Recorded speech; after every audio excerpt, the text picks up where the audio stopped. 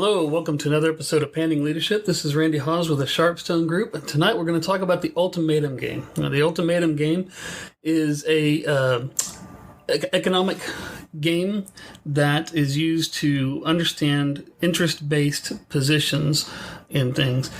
So there's a story of that's used a lot of times in economics of two girls that are arguing over an orange, and both girls want the orange, and so they're negotiating, trying to get the orange. One girl says it's mine, the other girl says it's hers.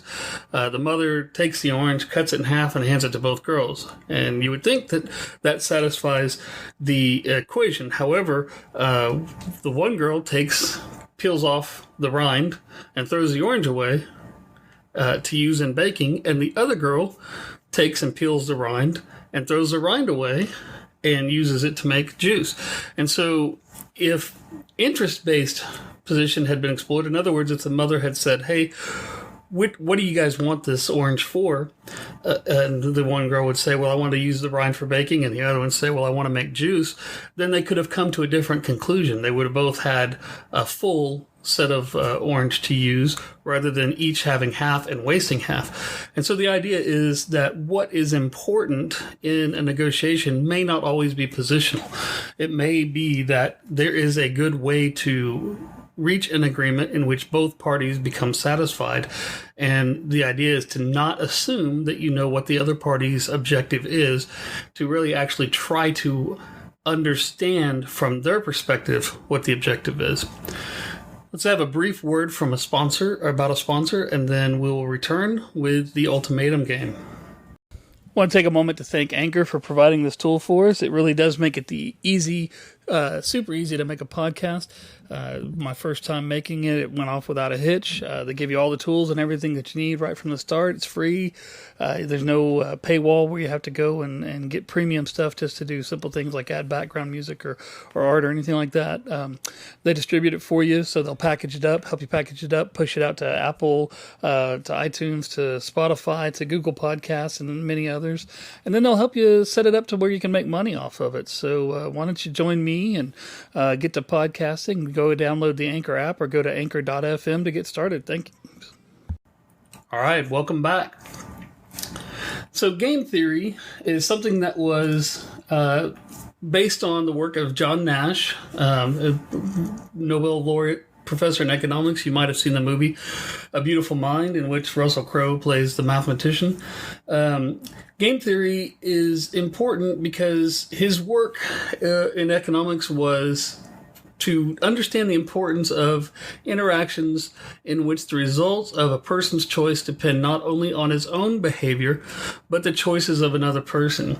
And one of the biggest things with game theory has come about is the ultimatum game.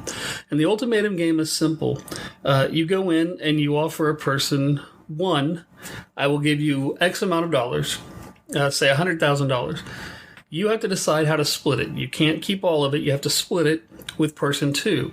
If person two agrees with it, then everybody gets what's offered. If person two doesn't agree with the offer, then nobody gets any money. And here are the rules. There's only one interaction between person one and two, and that's person one's offer and person two's acceptance or refusal. There's no back and forth, so there's no reciprocity that it factors into the equation. And so what happens is overwhelmingly, so from a purely economics perspective, and I've been listening to a series of lectures by Seth Freeman, a professor out of New York, an economics professor, called The Art of Negotiation, which is all about negotiating the best deal. And Professor Freeman talks about the economics of the ultimatum game in that a logical, rational choice is that if person two is offered $1 and person one is keeping the rest of it, then from a purely economic perspective, that person two should take the offer because person two had nothing going into it, had no prospect for getting any income. And so the offer is equitable, and person two gains from it and walks away with $1 when they wouldn't have had $1 before. Now, as you might suspect, many times when person two is presented with that offer, they reject it, in spite of the fact that there's economic gain for them in keeping that offer, because there's no sense of fairness, there's no sense of equity. And so, what this teaches us is that humans don't necessarily make decisions based on rationality. Humans make decisions based on emotions, based on a sense of fairness, based on a sense of justice. This is fairly universal. This ultimatum game has been played all over the world. Has been played with fake money, has been played with real money, and the results tend to be the same. That if you offer 50-50, then the majority of the time the offer's taken.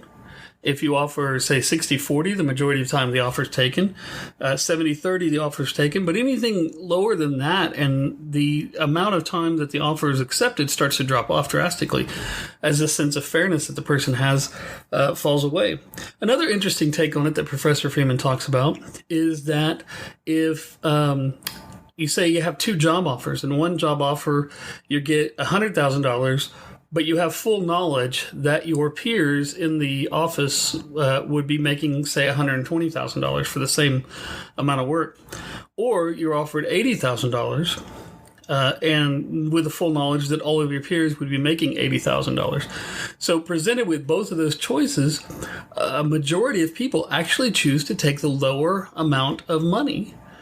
Because they don't feel as valued, maybe on the $100,000 scale, they don't feel as valued as their coworkers. Knowing that their coworkers make more, they feel like maybe their value is higher, and they don't, that's a non-equitable situation. So people desire some sort of equity.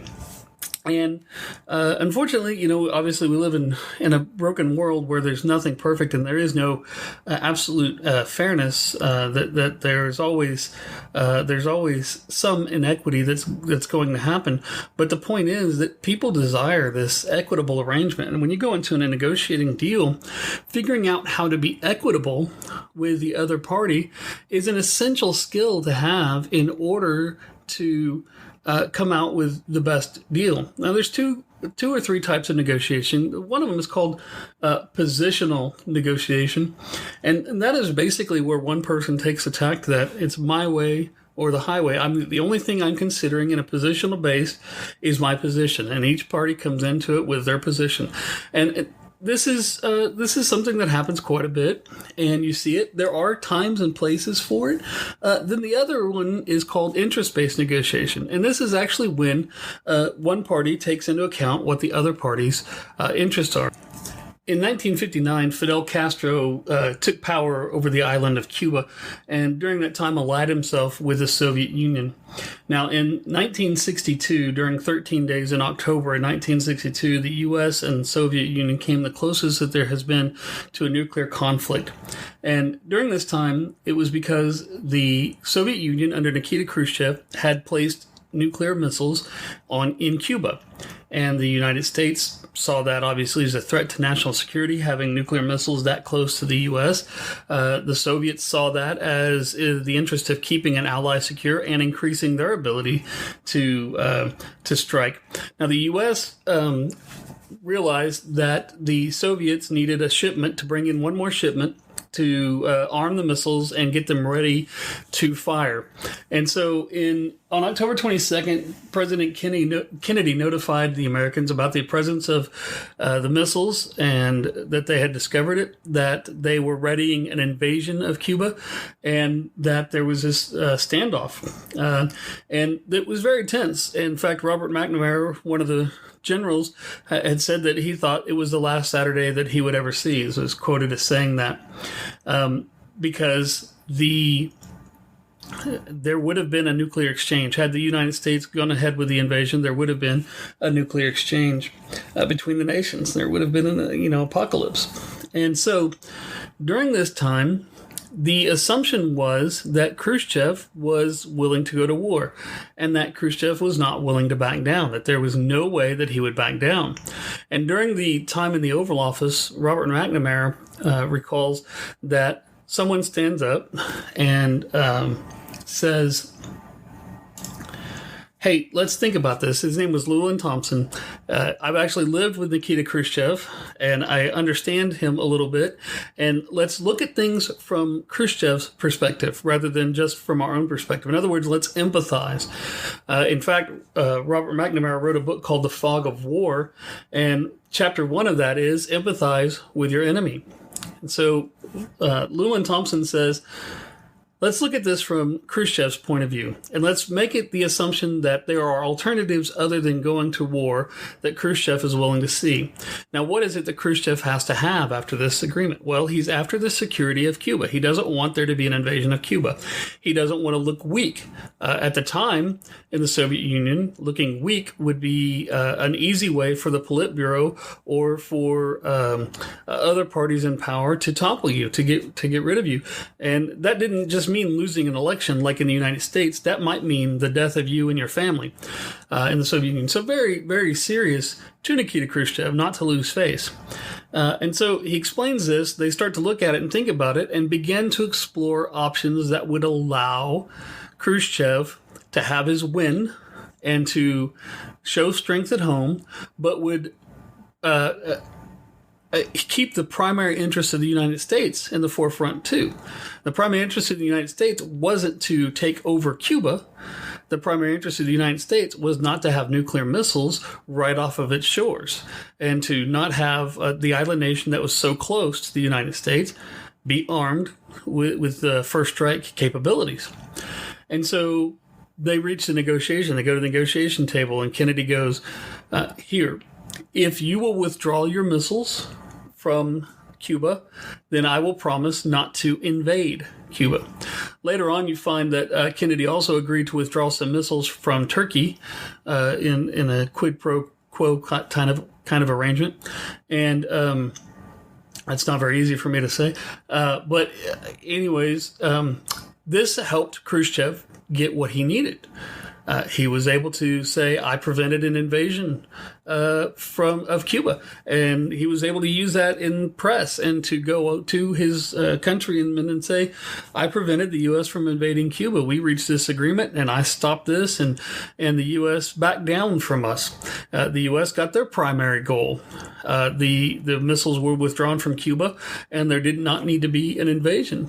Now, later, the United States learned that, contrary to their intelligence, the missiles were already armed and ready, that they thought that there was another shipment that needed to be brought in, and that's why they created the embargo around the island, was to stop the shipments of parts and things like that. But what they found later on was that the missiles were ready to go, and that both Khrushchev and Fidel Castro had the resolve to launch them, and in the event of an invasion. So stepping back and looking at things with empathy saved the day, defused one of the most tense situations in world politics that we've seen. And so take a look at that and explore that history a little bit of the Cuban Missile Crisis and get some of that. So what does this have to do with interest-based negotiation? Well, the number one way to do interest-based negotiation is to develop a sense of empathy. And I know that the buzzword emotional intelligence is bandied around all the time, and it's become a cheap buzzword almost because it is bandied around. But it is actually a very, very important leadership skill to have, is to have this emotional grasp of how things interact with other people. And as you look at game theory and economics, you find that it is, that the interactions with other people alter the outcome quite heavily. And part of the reason why people make flawed decisions and people have flawed negotiations is because of their reliance on people thinking like they do. In other words, I go into negotiation thinking that my counterpart is thinking of things exactly the way I am, and that assumption is wrong almost all the time and leads to bad intelligence or bad information that I'm using to make my decisions on. For instance, going into it from the perspective of Kennedy and the perspective of what the Soviet mindset was maybe perhaps that this is a war mindset, that they value bloodshed over peace. Whereas Llewellyn Thompson stood up and said, it's not about that. It's about being able to create a position where he can back down without backing down. His first option is not wanting to go to war, whereas the assumption was that the only option that's on the table was a war. So empathy means looking into the other person, looking through things through the eyes of the other person. It's different from sympathy. Sympathy is feeling bad for the other person, feeling like maybe you need to restore the equity for that person, whereas empathy is simply understanding the perspective that that person is coming from, the perspective of the other side, what they are thinking about, and what it might be that they need in a situation. So my point tonight is think about, make a habit, get a practice of thinking about things from the other person's perspective. Get out of your own head and get in other people's head. Practice that ability, that developing emotional intelligence. Now, here are some ways to develop empathy. You can develop it. It's not something that you either have or you don't. Some people are naturally gifted with empathy, and some people are not. Some people, it's a very foreign concept to them. And that's okay, because it is a skill that can be learned. You can increase your ability to empathize with other people. One thing that you need to do is to develop a curiosity about people. Learn about people's cultures. Learn about culture. Learn about how people think. Don't assume that you understand what people's perspective are. You know, today we have this highly charged political climate where you either agree with me or you hate me or you disagree with me and you're out to get me. You know, either from both sides of the aisle. There's this very polarized my way, when the reality is there's a lot of people in the middle that don't agree with what the people on the far left and the far right are saying. But we get this vision from media and from news outlets that everybody thinks this one way. And you've got to challenge that. You go out and ask people, what are your feelings on this? What do you think about this? How do you see this situation? Why does this situation bother you? Or why does this situation make you happy? Develop a curiosity about others. Talk to them. Find out what they're feeling. Find out how they're feeling. And get answers to the questions before you go to the table for negotiation. Obviously, this isn't always available to you when you get right down to a negotiation, but make it a habit to find out things about other people, find out things about culture, find out things about what motivates them and what they're looking for as an interest. People have basic needs, but the priority of those needs is different in different cultures. So take the time to learn about that. Challenge prejudices and assumptions. So this is one of the big things is as you begin to formulate your opinion, as you begin to formulate your comeback or your first step in a conversation, especially a difficult conversation, throw away your assumptions for a moment and just brainstorm the possibilities.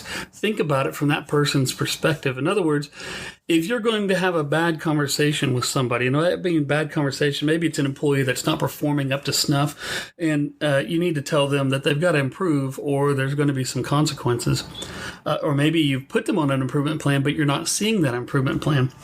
Take a few moments to visualize what it would feel like to be on the other side of that conversation.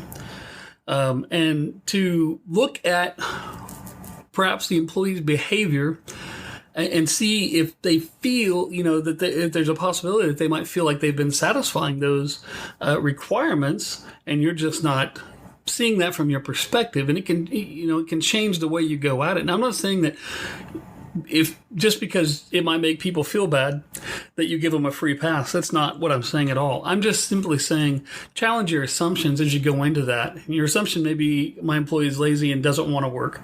Your assumption might be that my employee is just punching the clock and is here to get a paycheck and not interested in having a high performance, not interested in having higher work standards or anything like that. There may be a different side of that story. It may just be that your employee doesn't understand what's required of them. It may be that culturally they have questions, but for whatever cultural reason, they feel like they don't have the ability to approach and get those questions answered. It may just simply be that you have assumed that your understanding of the way that the work should happen is what everybody else's understanding of the way the work should happen. Again, I'm not saying excuse poor performance by being sympathetic to people. Sympathy will cause you to throw away the farm in a negotiation rather than to reach a win-win scenario, which is what empathy will help. I'm just saying as you go into these conversations, don't assume a specific mindset coming from the other side. Try to think about it from their side of things. Try to look at it from their side of things. The next thing is to listen actively, listen hard. Don't be passive when it comes to listening. This is something that is so difficult for most in our society, is to sit back and actually listen to what people are saying. And that means not thinking about what I'm going to say in response, not thinking about how I'm going to answer this person, not thinking about how I'm going to use my knowledge and my experience to fix the situation, but simply absorbing all of the details of that person's plight or that person's discussion. This is like when you go to a movie theater and you go to an IMAX movie with a digital surround sound and you put on the 3D glasses and everything like that. The entire experience is designed to immerse you in this other world. And they're kind of famous with the movie Avatar, where people came out and there was actually this phenomenon of people being depressed because they felt like that Pandora, that world, was so real based on the experience in the theater, and then to be back in their own world. And I don't necessarily recommend that you get lost in somebody else's world, but put that mindset on where I'm going to get immersed in what this person is saying. And this might mean put your phone down. This might mean put your notebook down. This might mean don't take laptops to a meeting. This might mean, just sitting and doing something that's uncomfortable to you and being quiet. But immerse yourself in the conversation. Immerse yourself in the other person's story, because the other person has a story. There's always a story. So immerse yourself in that conversation. Listen actively. Pull details out of it. Listen for inflection. Listen for tone.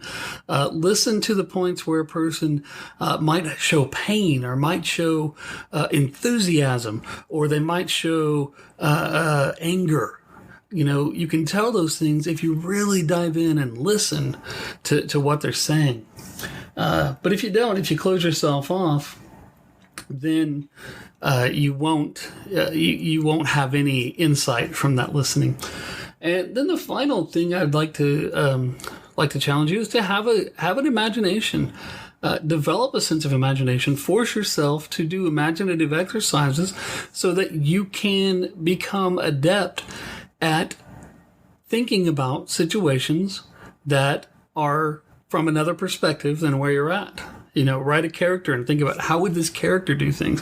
These things may not be easy to you. They may not come naturally to you, but they are a skill that can be developed where you can develop this empathy. So again, to sum things up, that the initial story was about the two girls with the orange, where the position-based negotiation was, I need that orange because I need it. And the other side was, I need that orange because I need it. And what ended up happening was each person wasted half of the orange or half the material. Interest-based negotiation is going, what do you need the orange for? What do you need this outcome? Why do you need the outcome to be like this? And a skilled negotiator, a skilled conversationalist, a skilled manager, a skilled leader will use that empathy, finding out what the need is, what the driving force is behind the other side's position. And then they can figure out, is there a win-win scenario? Can I propose something that lets us both walk away with what we need? In one case, the full rind and the full pulp from the orange. Sometimes there's not, but you'll never know unless you start practicing putting yourself in that position of looking into the other person's eyes. Once again, this is Randy Haas. I'm with the Sharpstone Group, and the Sharpstone Group is a sponsor of Panning Leadership. Check us out on Instagram, on Facebook. I'll have my LinkedIn information in the comments, in the notes. Reach out to me. Send us emails. Send us, if you're on Anchor FM, you can record messages and send back to us. I want to interact. I want to hear what you have to say, and I'd love to hear your side of things as well. So thank you, and have a great one.